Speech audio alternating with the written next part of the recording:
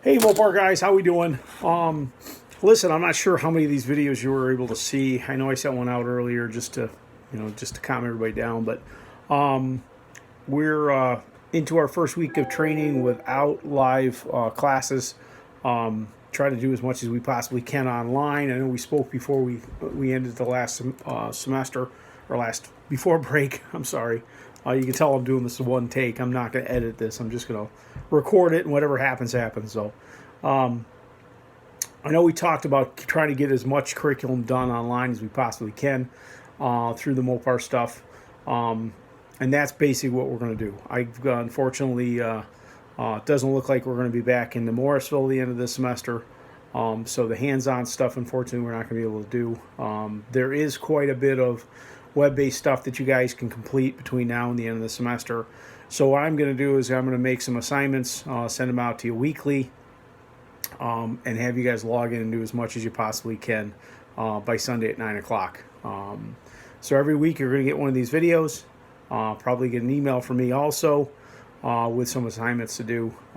If you have any questions as we move forward through the semester, if you guys want to, just shoot me an email, and I'll try to answer your question. I'll also try to, if I find it's something everybody else needs to know, I'll probably copy your question out to everybody else. But at this point right now, you guys are going to be seeing me on YouTube. We're also going to be corresponding via email. I have no plans at this point of using Blackboard, so don't worry about Blackboard access. Probably most of your other instructors are going to be using Blackboard for something, but I've actually found that go ahead and videotaping short segments and making sure everybody can catch them on YouTube seems to work fine for me. Hopefully it'll work for you guys too. Looking at the Mopar chart, this guy, if you don't have one, you guys know how to find it. It's just under the tab of training on the right-hand side. There's a Mopar MCAP tab that you guys can click on. From there, you guys can go in and take a look at your curriculum. I've been looking at some of your curriculum, but basically we're going to start on the left-hand side of the page, looking at engine repair and performance. Starting at the bottom, coming up, you guys have already taken level 1 fundamentals of gas, instructor-led. That should be done. Coming up a little bit further, we have done the engine hardware mechanical. You've done the pre-test, or excuse me, the phase 1 and the phase 2 with me. The forced induction, if you haven't done that, you have to get that one done. So that's going to be under level 2, forced induction. Coming up a little higher is going to be the engine management and operation. I believe we've also completed both of those segments. That's going to be phase 1 and phase 2. But if you haven't done phase 2, go ahead and get that done. The next class probably have not done. I haven't assigned it, but I want you guys to go ahead and complete this week the hybrid 3.6 and evaporative emission system diagnostics. It's a complete web-based course. I want you guys to get those two finished, or get that one finished this week, and everything below that you can get done. And I also want you to take the eTorque systems online course also. So let's go ahead and get those two done. Those are going to be your assignment for completed this week. I'm going to make a note, so at the end of this week, I'm going to go on at Sunday about 9 o'clock or maybe Monday morning. Make sure you got those two done and everything below that finished. So looking at Brandon's deal right now, and he's got a couple he's got to take care of, but yeah, he hasn't taken those either. So let's see if we can get those done if we can. If for some reason you try to log on to that and it says you do not meet a prerequisite, please email me. What I'll do is I'll call Detroit and have them put you directly into the class. I did get an email from Detroit this week. They've laid off their Mopar field force, so I no longer have a regional Mopar guy anymore. You know, this is pretty normal what dealers and what manufacturers will do when they get a downturn in the industry, is they try to protect themselves. Some of these people will actually do better off on unemployment now than they will be working. So in some cases, that's the direction the corporation looks at. They take a look at some of these positions, and if they can lay some people off for a couple of months and that saves the company, it makes sense to do it. But unfortunately, that's going to slow down my response time, I guess, on some of these courses. So there's 3 or 4 people that are still handling this, but they're handling the entire country instead of 12 people. So, but that's not going to affect you guys at all. What may affect you guys is the end of this semester.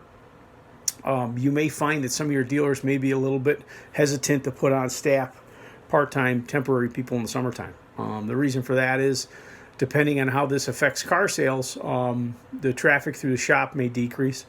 And they've got full-time guys that have been with them for 20 years, and to bring somebody on in the summertime to affect those full-time guys, they may find that you may not have a position this summer. So just prepare yourself for that. I mean, these things happen.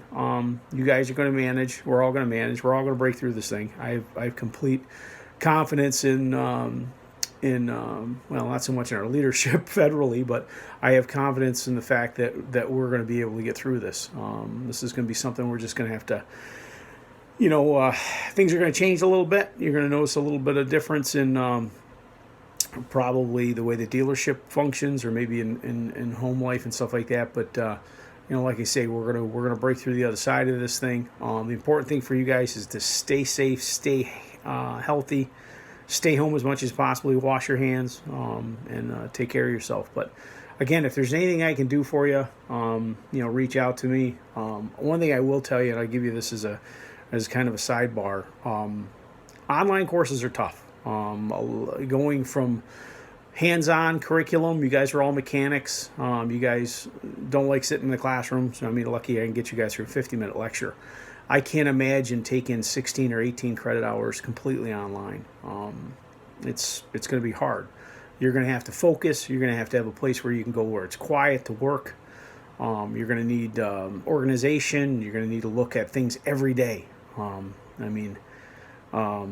know you guys are taking some pretty heavy-hitting courses, and I know you got a lot of instructors who want to pour a lot of information into your head. All I can tell you is every day get on the computer, every day check your email, every day go onto the dashboards and the blackboards and all these different places to make sure you're getting your material. If you fall behind, let your instructor know. Do your best to try to stay up with the material. I'm actually going to send a little note over to Mr. Grabowski for him to send out to the department, to explain that you guys are hands-on learners. This is not what you guys came to Morrisville for. So we can't expect you guys to do 20 hours per class a week. That's insane. So for me, again, we're going to chip away at this, get as much as we can. There's some stuff we can do. If I get you to do a couple classes a week, that's what I'm going to probably end up doing with you. And then hopefully we can break through the other side of this thing and be done with it. So I think most of you guys are coming back next semester anyway. So if there's some gaps and some needs and some things in between that we can, that we can do next semester, I'm more than willing to work with you guys as much as you can. I got a 1500 series Dodge truck half ripped apart in the R&R lab that I'd love to get taken apart and get finished. So one thing is, if we do get into a situation where this thing all clears up, you guys want to come up to the college, and you guys can stay at my cottage and stay in my RV, whatever. We'll do whatever we got to do, but we'll get that. We'll rip the engine and transmission out of that truck if we can get the go ahead from the state, and I'll buy pizzas for everybody. So again, let me know if I can help you. Keep an eye on your emails. We'll do what we can about getting through this and getting as much as we can done. So okay.